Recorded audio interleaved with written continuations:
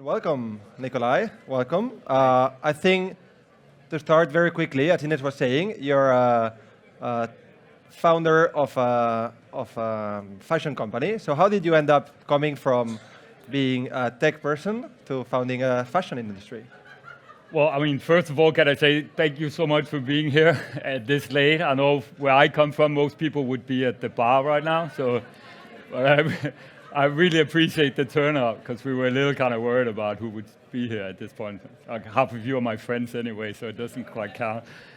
So I come from a background in software and internet and randomly ended up in the fashion industry because my wife was embarking on a project called GANNI. I joined her, ran the company for 12 years, I think, but it was pretty random as life sometimes is.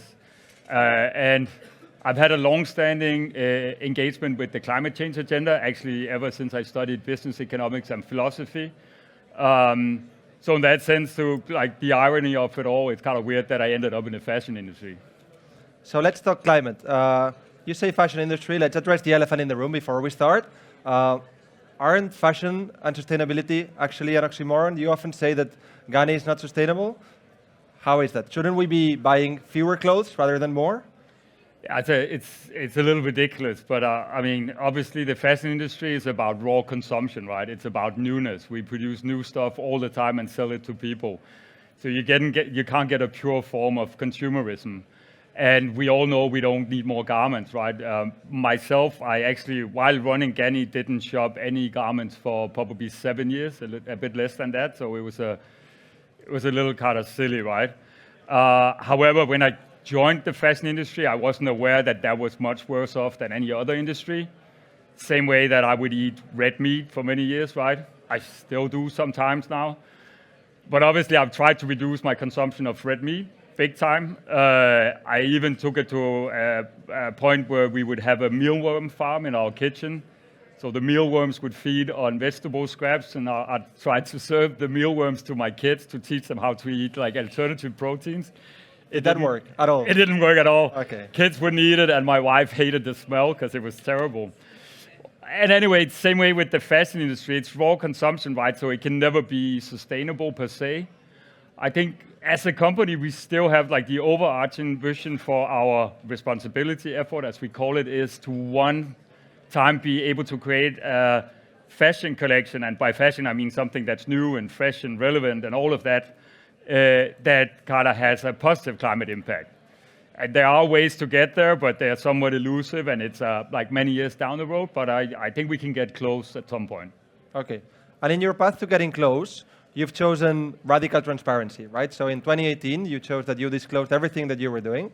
How is that going for you? How do you actually share everything that you're doing, and what are the drawbacks of it?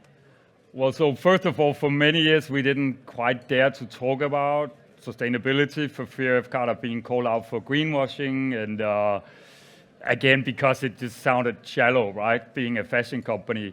But we conducted a couple of surveys at some point that found that some brands were perceived as sustainable, although I knew they weren't at all. I would know the owners literally.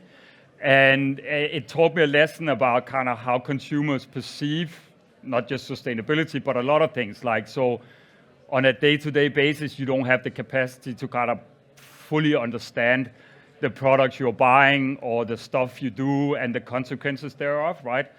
So if some brands would kind of plaster their concessions in department stores with posters saying that they did organic cotton, then people would connect that and call it sustainable. So we felt that if the notion of sustainability wouldn't be too diluted, we needed to take a stance, right? So that's when we started communicating around the topic. Also, back when we embarked on our responsibility journey, I was naive, I guess, in thinking that in the near future, and this goes back maybe 10 years, right? I thought that being sustainable or responsible would be like an insurance policy for being allowed to continue as a fashion brand, right? So I didn't want it to be something that was tied to our USP or how the brand was perceived, because I expected everybody by now to be some degree of sustainable. However, surprise, nothing happened, and at the moment we are probably even pedaling, especially with the election that this took place. So anyway, yeah, but that all led us to kind of start communicating around the topic. And that's when we started talking about radical transparency, in the sense that we try to kind of put everything we do out there for others to see and help guide us, but also in the hope that there will be no backlash when we don't meet the ambitions or the goals we set out there. Further, it's also insurance policy for me to ensure that we'll continue to work towards those goals as a company. So we're part owned by private equity. We sold half the company to a private equity fund. And although they don't kind of interfere with how we conduct the business, I'm still like, I just want to put all the targets out there, because then there'll be less backpedaling. It's getting harder, at least, when you're transparent about what you do. Okay. And you have set very, very ambitious goals that you are hopefully set to manage. You try to phase out virgin leather, which you succeeded in 2023. You want to be fully or reduce your carbon emissions by half in 2028. How is that going? 27. Perfect, even better. Yeah, so I mean, I sometimes feel like totally like an imposter, right? That somebody's gonna call my bluff at some point, because I think a lot of what we've been doing so far is actually pretty much low-hanging fruits, right? That like everybody else could do the same thing, literally, I think. But it all comes down to your willingness to invest in the area, right? We can talk more about that, but there's so many things you can actually do. So on the carbon reduction, our ambition is to reduce our footprint by 50% in absolute terms in 2027 compared to 2021. And so despite growing on average 18% annually since 2021, we've managed to reduce our carbon footprint by 7% in absolute terms. So when you look at that as a graph, like it looks pretty cool. It's a big achievement, right? Whether we'll get to the 50%, frankly, I doubt that, because at the moment we rely on two kind of major overarching factors, and that's like the innovative materials we can get access to that are viable at scale. And then it's a matter of kind of implementing a circular business model into the core of our business. And in particular, that area has failed, I wouldn't say completely, but close by. We had high hopes for rentals, re-commerce, repairs, returns, stuff like that. But that's just not working out for us, in all transparency. Okay, and you say people may call your bluff. How much of what you're saying is actually a bluff, or to create, to set up an example, versus how much is it actually things that have large-scale impact in the industry and in your business? Yeah, so at GANNI we've always operated with a matrix that has kind of impact along one axis and awareness along the other axis, to try and kind of navigate how we allocate resources towards the area. And so we're extremely or acutely aware that some of the things we do have very little impact, but they can sometimes have a lot of, like, create a lot of awareness, right? So the classic example I always pull out is that how from many years ago we started growing oyster mushrooms on the coffee grounds from the espresso machine in our canteen.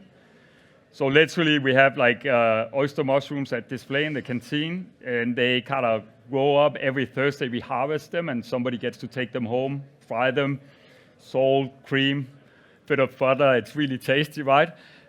So it's extremely Instagram friendly, it's easy to relate to, and it teaches you a lesson about circularity. However, obviously it has literally close to zero impact on, like, at scale. And at the same time, you have like the most boring stuff, like in my opinion, right? Don't tell my team, but it's a full-time job kind of keeping track of our supply chain, right? And creating transparency around like, our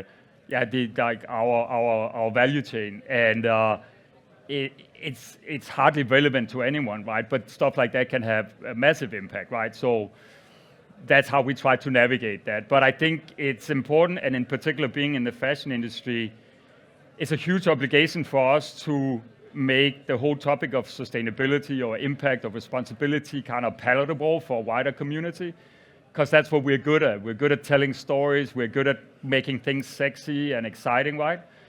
So that's what we also try to do with the impact agenda. Okay, great. We'll come back to your value chain, but you were talking about all of this having a cost, right? This costs your business, probably both in terms of profitability, but also in design choices. Do you have some examples you'd like to share? Yeah, so we're pretty transparent about what the cost of this is, and I remember speaking at the Global Fashion Summit some years back where I tried to introduce this idea of the fashion industry kind of benchmarking their effort, because I was trying to understand how much do you need to invest in the area in order to achieve whatever ambitions you have as an industry, right? And so we kind of typically spend on average a little less than 1% of total sales on like direct costs related to sustainability. I don't know if that's a lot or not too much, but probably we could do even more than that, but that's the direct cost. So that's typically the team working within the space, some certifications, a couple of platforms, stuff like that, right? But quite early on, it turned out to be extremely difficult to kind of compute the actual cost of doing what we did, because like there's a lot of like indirect cost that goes into this. There's a lot of sacrifices, and that's the real cost. And it's kind of getting the whole organization to like navigate within this paradigm and have like impact as a default mindset, right? Because I would come to work and sometimes people had bought another 20 office chairs without thinking about circularity or cradle to cradle principles or anything like that. So it's so important that everybody's in on it. Everybody's kind of have bought into the vision and is kind of driving in the same direction, so that you avoid the sustainability department being like the internal police department, right? Because the minute it's kind of perceived as that, that's when people kind of work against the agenda, right? So on top of that, like in a product-driven company like we are, impact or sustainability or responsibility or whatever you call it kind of starts with the design team, right? And traditionally in most design-driven companies, design are kind of reluctant to accept like any kind of framework that will limit their creativeness, in particular in luxury. But also like across the board. So there's a lot of sacrificing materials that goes into that. And our design team, they have to undergo circularity training, and they have to kind of comply with a framework that we put forward.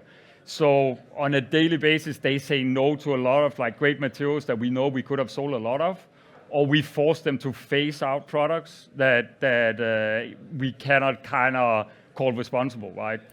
So an example of that was when you mentioned that we phased out virgin leather, and we had 2 cowboy boots that were selling exceptionally well. We had a cowboy boot, but 2 colorways where we couldn't find a leather alternative in those colorways. Kind of weird, but we couldn't. And it was around $500,000 in annual sales for us.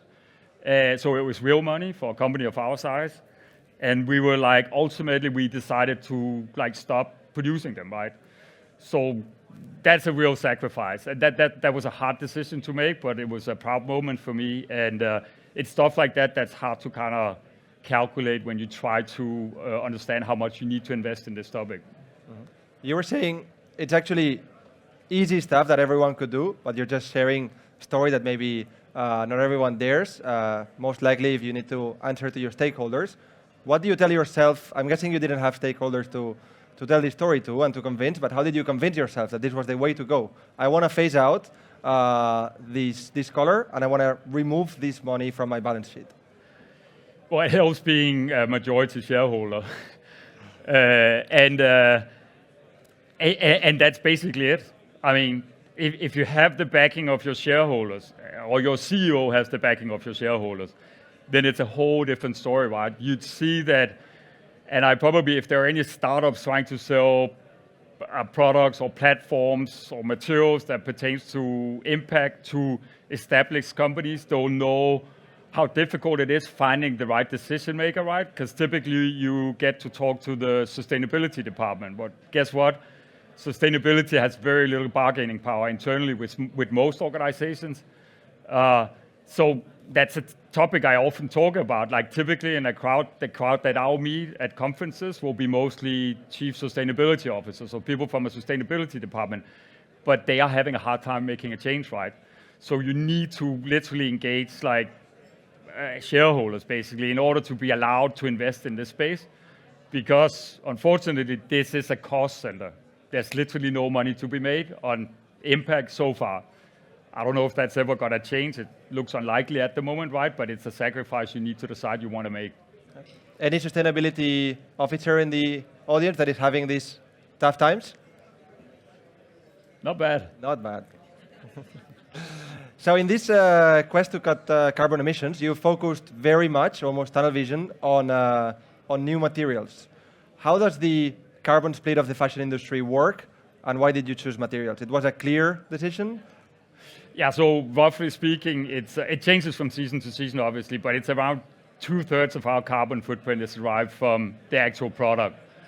And 65% of our carbon footprint is from the actual materials we put into those products. So given that carbon reduction is a huge priority for us, that was the natural place to start.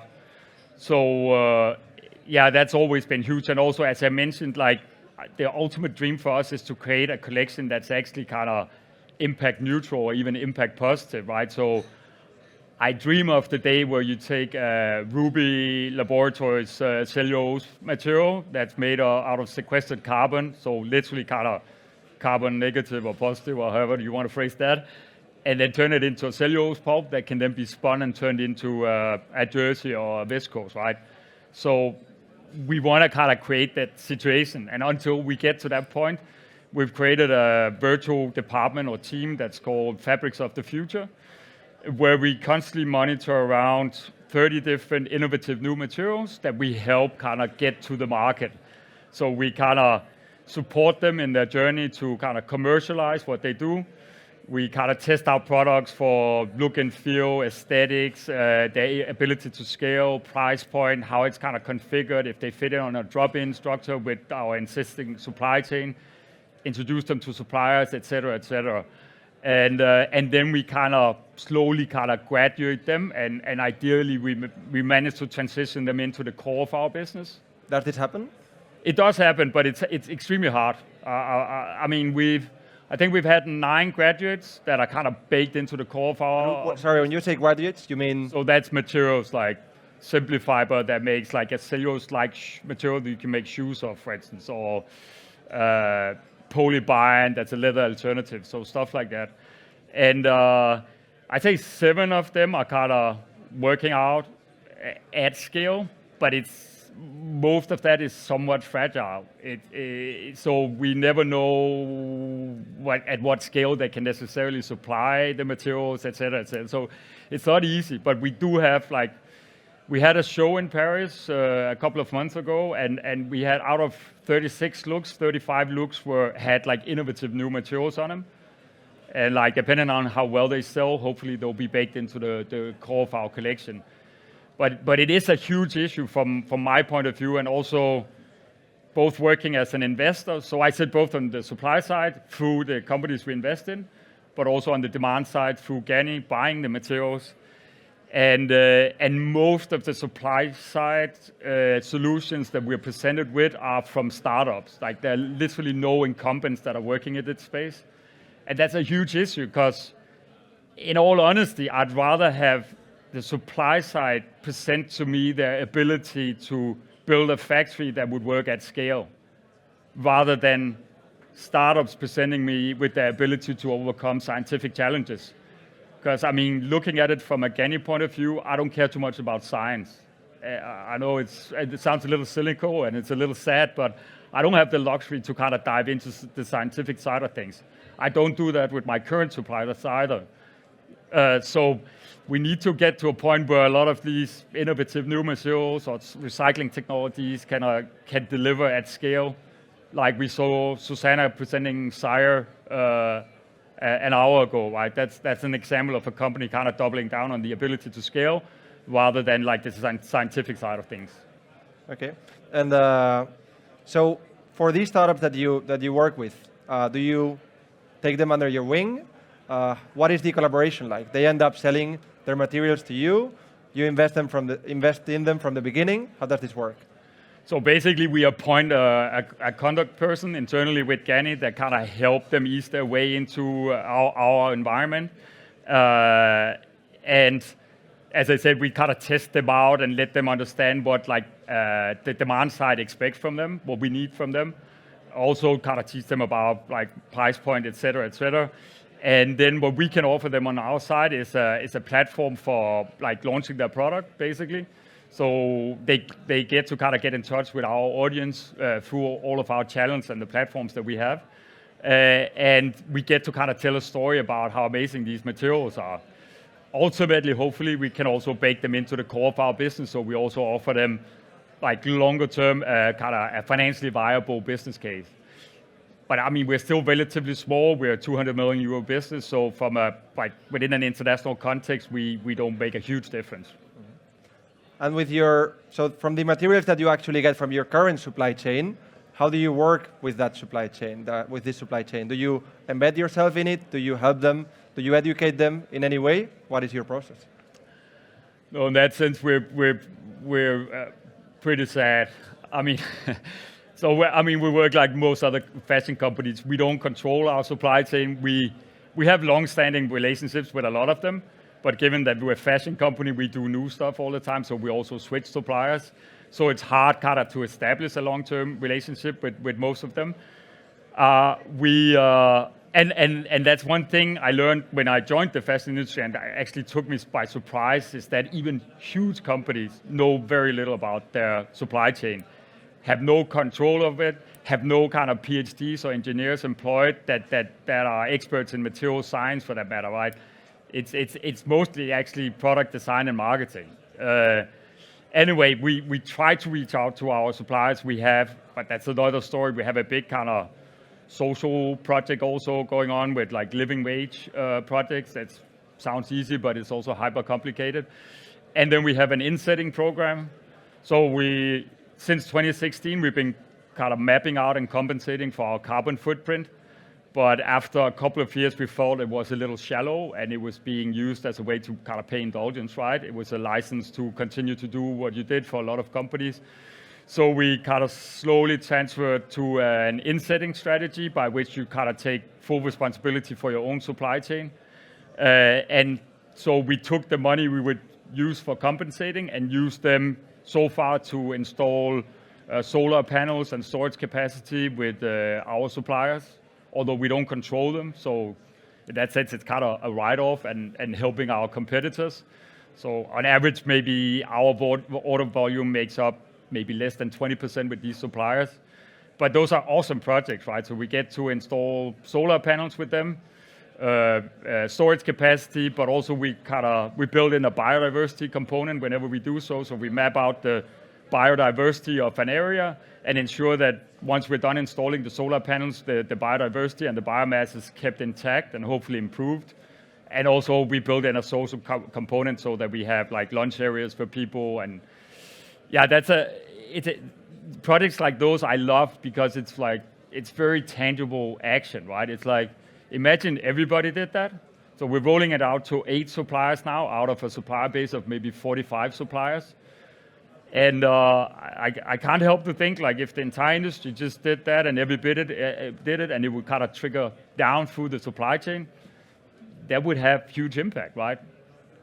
We won't make you name names of people that No. would be doing it. So since we're short on time, you sold 51% of the company to a private equity firm. How was that transition and what did this lead you to? What are you doing now? Something at GANNI, something away from GANNI? Yeah, so I mean, in many ways, it was, I've always felt a bit like an orphan in the fashion industry. I mean, I was never comfortable there. So kind of selling to private equity was a way for me to transition out of the industry. So I no longer run the company, but I look after responsibility along with our team there. We sold to El Caraton. I think they are the world's largest investor in consumer brands. It's a private equity fund based in Paris and New York. They've been a great help for us kind of professionalizing and scaling up the company. They've never kind of gotten involved with the responsibility agenda, never tried to kind of limit what we do. So I've been extremely happy with their help. I couldn't have taken the company to where it is so far. And it's given me an opportunity to kind of reinvest the money I made from the transaction into climate tech, basically. So focusing especially on the private equity, they didn't get involved with what you're doing because they see value in it. Why do you think they see value in it? The private equity investors definitely want to see the money in it. So it's not only for the good of the world. How have you convinced them that these both go hand in hand? I think Did you have to convince them at all? No, I think you don't convince private equity funds, you just deliver numbers. If the numbers look all right, they don't ask any questions. So I think that's it, period. Okay, perfect.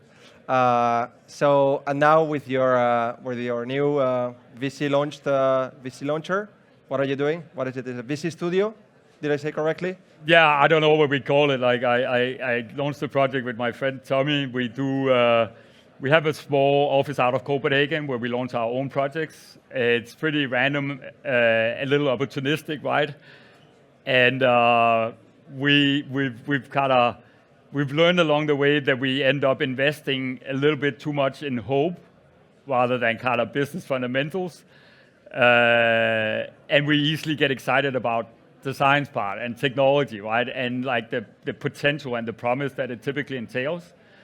So we still do launch our own projects. We're working on a platform for aggregating demand in the market in the form of offtake agreements in order to create transparency in the market for innovative new material suppliers to get access to that demand, and hopefully we can use the aggregated demand to raise funds to support those startups on their journey to building the first factory. So we continue to do stuff like that, but at the same time we've also joined forces with a great venture capital fund out of London called Giant Ventures that are also partners with the Norrsken program. And we invest mostly from their growth fund. So we now have access to a team, infrastructure, and some people that can teach us to say no. And we in return get access to their growth fund because we really want to kind of get involved with that area because we need to see solutions scale. Okay, great. I think this is it. We're out of time. Awesome. So thank you so much. Thank you very much, Nicolaj. Awesome. See you soon. Thanks for showing up.